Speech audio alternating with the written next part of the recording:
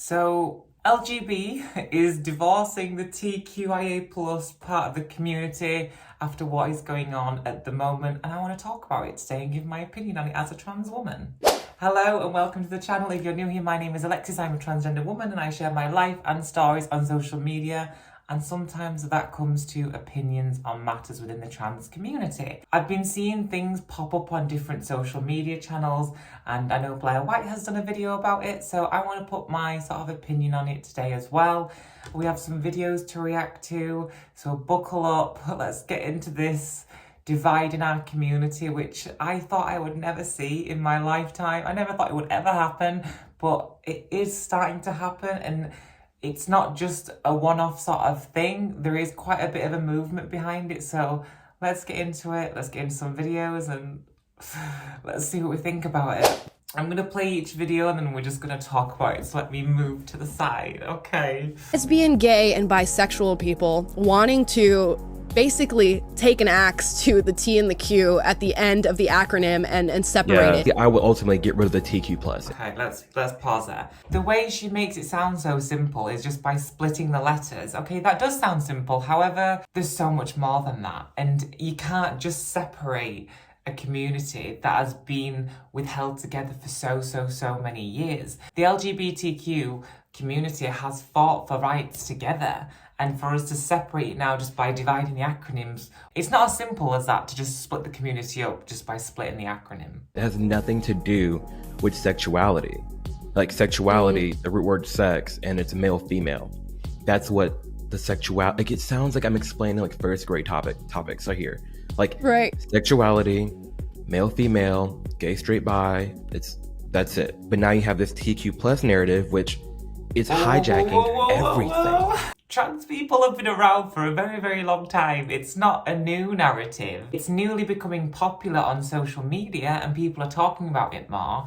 However, trans people have been around for so long. Trans people were there at the start of the Stonewall riots when we were fighting to get equal rights for LGBT people. Taking a leap of faith here, thinking that he means the narrative that is being pushed on social media at the moment about extreme trans people complaining about misgendering and having very loud opinions. That is new. Is that damaging the trans community? It absolutely is. I'll not go too much into that right now because I feel like it's probably going to come up again later on in the video. However, this new narrative that the media is pushing, that politics is pushing, that trans people are all loud and dangerous and crazy, and it's really not true. A lot of trans people, I've said it so many times, like a lot of us, we're just normal people, because the representation that we see a lot online is very outspoken trans people with very loud opinions. That is becoming our picture, and that's becoming what everyone sees. And I agree that narrative is new and I don't agree with it,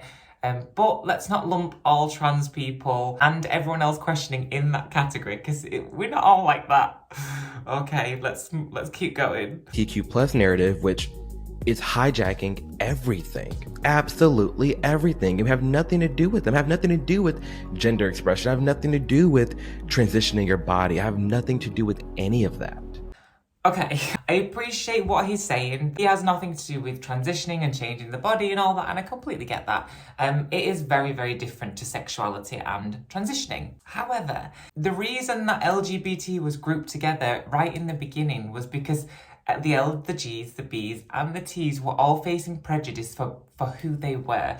So yes, I understand that being gay, lesbian, bisexual, that is your sexuality. That's who you want to go to sleep with. Whereas transitioning and being trans is who you want to go to sleep as. Stole that from Blair White, but I thought it was really interesting. So the reason our gay ancestors, our trans ancestors, lesbian, bisexual, Christian ancestors, they all came together because they were getting excluded, they were getting targeted for being who they were. It wasn't, I think people really quickly forget how 50 years ago it was illegal to be anything but straight and you're assigned at birth sex. It's scary because it's not that long ago. Everyone's obviously entitled to their own opinion and this is just his, but let's keep watching. And it's completely driving this whole community, well, the LGB, up a wall, because not even to mention the fact that we're being erased by them. I don't think the trans and the questioning community are erasing the L, the G's and the B's.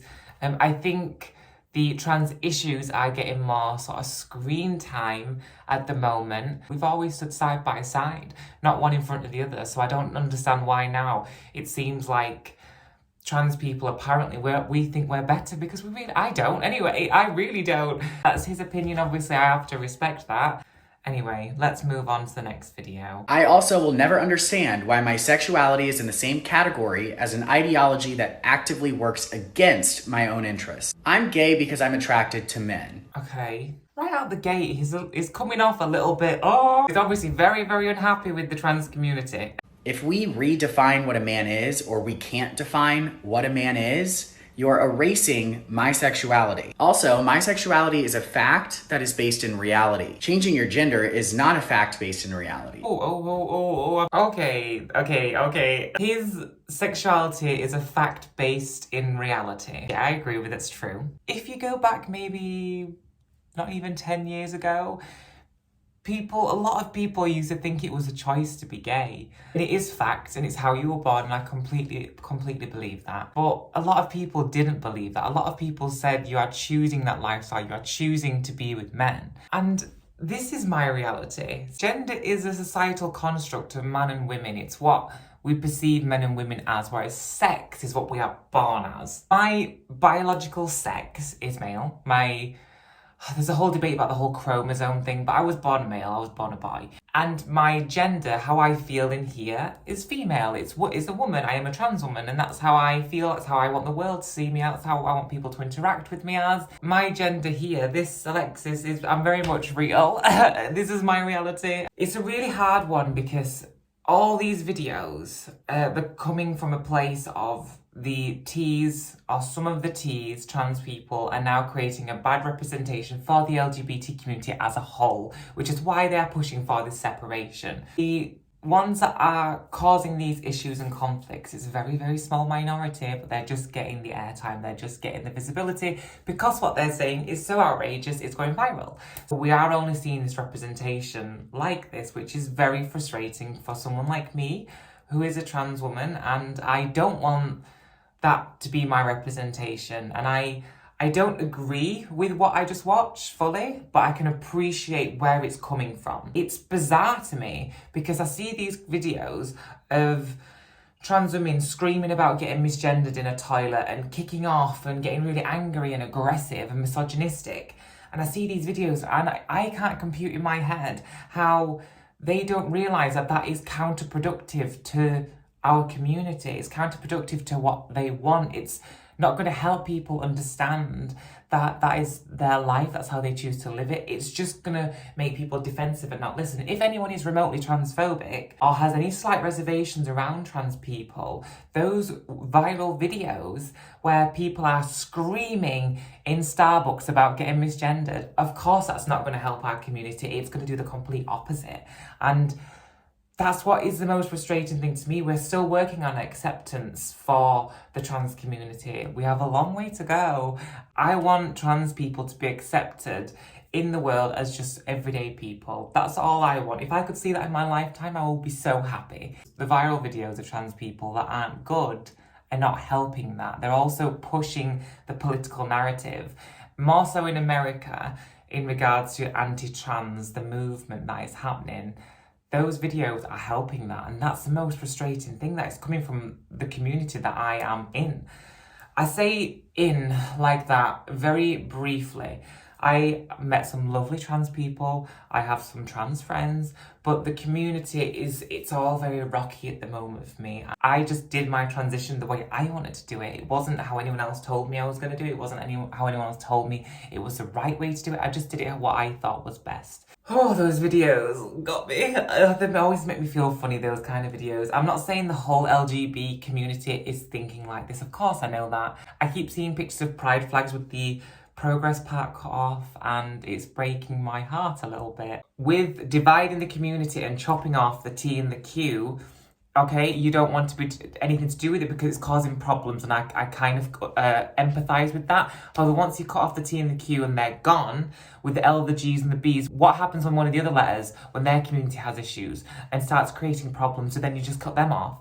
And then eventually you have a whole community that is then chopped up and divided. and it's easier to target. We can fight the same fight, and we can fight for each other, and that's what I think it should be about. It should be about supporting each other. It should be about helping each other get equal rights for marriage in the workplace, and to not have any discrimination, to live your life the way that you want to live it, whether that be a man in love with a man, a woman in love with a woman, transitioning male to female, vice versa, anything like that. Just to have the life that you want, to be happy and to not get judged or criticised or harassed for that. And I will always support LGB because that is my community, along with the T's. Whether or not I agree with everything that the T's are doing at the moment, we are a community for a reason. We became a community for a reason. I don't want people to forget that.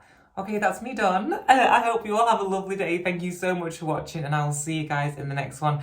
Also, if you like this kind of content, don't forget to subscribe to the channel. Welcome to the Alexis Blake family. And if you want any more videos like this or have anything you want me to talk about, then comment down below. Thank you again so much for watching. Have a nice day. Bye.